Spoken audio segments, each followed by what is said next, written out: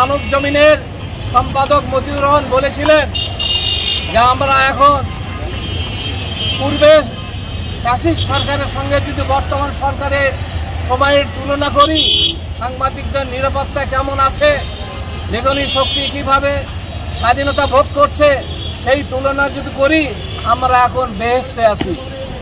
প্রিয় সাংবাদিক ভাইরা, বেহেশতে খুন খারাপি হয় আমার জানা ছিল না, কিন্তু আমরা এই বেহেশতে দেখছি সাংবাদিক ভাইদের রক্তে রঞ্জিত হচ্ছে রাজপথ, কোনো বিচার নেই। হত্যাকাণ্ডের পর ধরা হলো 8 জন সন্ত্রাসীকে, পুলিশ বলেছে 15 দিনের মধ্যে চার্জশিট দেওয়া হবে। ইতিমধ্যে 10 থেকে 12 দিন অতিবাহিত হয়ে গেছে, চার্জশিটের কোনো লক্ষণ আমরা দেখছি না। তাহলে বিচার কতদিন হবে আমরা এখন থেকে বুঝতে পারছি। প্রিয় সাংবাদিক ভাইরা, আপনারা জানেন গাজায় নির্মমভাবে প্রতিনিয়ত সাংবাদিকদের এই ইসরায়েলি বর্বর বাহিনী বোমা ফেলে, ওপর থেকে বোমা ফেলে মেরে ফেলছে। এই কয়েকদিন আগেই আল জাজিরার 5 জন সাংবাদিককে নৃশংসভাবে হত্যা করেছে বোমা নিক্ষেপ করে একই জায়গায়, এবং ইতিপূর্বে প্রায় 2 শতাধিক সাংবাদিককে হত্যা করেছে গাজাতে। তাহলে আমরা এটা কি বলতে পারি বাংলাদেশও কি গাজা হয়েছে? এখানেও কি দিনের পর দিন, মাসের পর মাস, বছরের পর বছর সাংবাদিককে হত্যা করা হচ্ছে, তার কোনো বিচার হচ্ছে না? আমরা কোনো বিচার পাচ্ছি না। কেন পাচ্ছি না?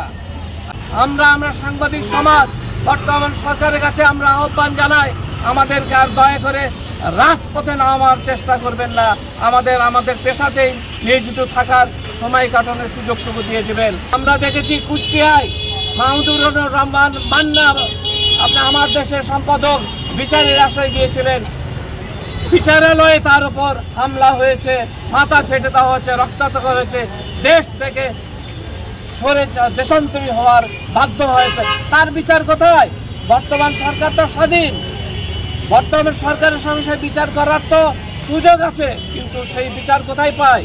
আপনারা জানেন যে দিনের জনপ্রিয় সম্পাদক শফিউর রহমানকে জোর করে ফ্যাসিস্ট সরকার দেশ থেকে বিতাড়িত করেছিল, কিন্তু তিনি এসছেন অনেক মিথ্যা মামলা কাঁধে নিয়ে, কিন্তু তার বিচার কোথায়?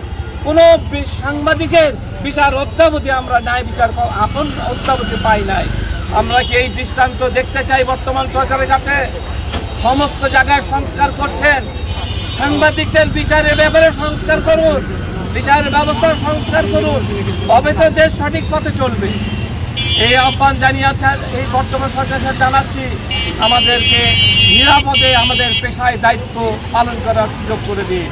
তুহিন হত্যাকাণ্ডের ঘটনা পরবর্তী বিষয়গুলো পুঙ্খানুপুঙ্খরূপে পর্যবেক্ষণ করছে।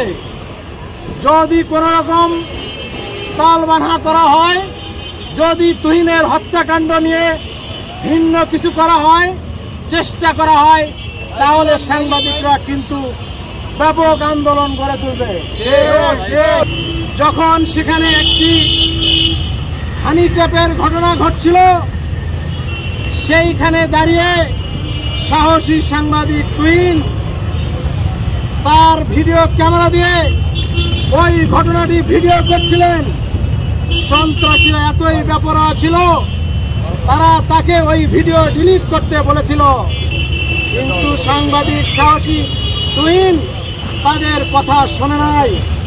এই ছিল তার অপরাধ। যদি সত্য প্রকাশের জন্য, যদি সত্য ঘটনা তুলে ধরার জন্য একজন সাংবাদিককে নৃশংসভাবে খুন করা হয়, তাহলে সাধারণ মানুষের অবস্থা কোথায় থাকবে? তাই আমরা সরকারের কাছে দাবি জানাতে চাই, অতি দ্রুত বিচার ট্রাইব্যুনাল গঠন করে সাংবাদিক আসাদুজ্জামান তুহিনের হত্যাকারীদের বিচার করতে হবে।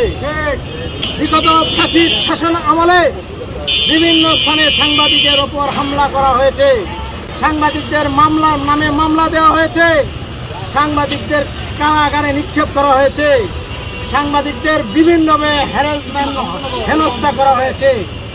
আমরা ভেবেছিলাম সরকার পরিবর্তন হলে হয়তো সমস্যার সমাধান হবে, কিন্তু আমরা কি দেখছি, ৩৬ জুলাই গণ অভ্যুত্থানে হাজার হাজার শহীদের বিনিময়ে যে স্বাধীনতা, দ্বিতীয় স্বাধীনতা আমরা পেয়েছি, সেই স্বাধীনতাও আজকে অরক্ষিত।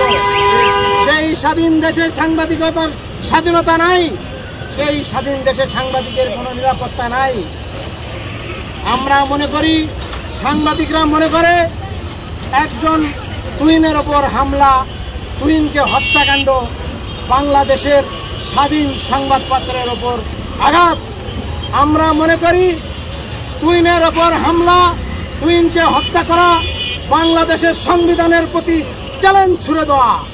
আমরা মনে করি তুহিনকে হত্যাকাণ্ডের মধ্য দিয়ে সন্ত্রাসীরা টোটাল বাংলাদেশকে হুমকি দিয়েছে। আমরা এই ঘটনার তীব্র নিন্দা এবং প্রতিবাদ জানাই। আজকে এই মানববন্ধন থেকে আমরা সাংবাদিক আসাদুজ্জামান তুহিনের হত্যাকারীদের দৃষ্টান্তমূলক শাস্তি চাই। দ্রুত বিচার ট্রাইব্যুনাল গঠন করে এই হত্যাকারীদের বিচার দাবি করি। আজকের এই মানববন্ধন থেকে সরকার যেন দ্রুত এই সন্ত্রাসীদের গ্রেপ্তার করে চার্জশিটের মাধ্যমে তাদের যথাযথ বিচারের আওতায় আনবেন, এই প্রত্যাশায় আমার এই বক্তব্য শেষ করছি।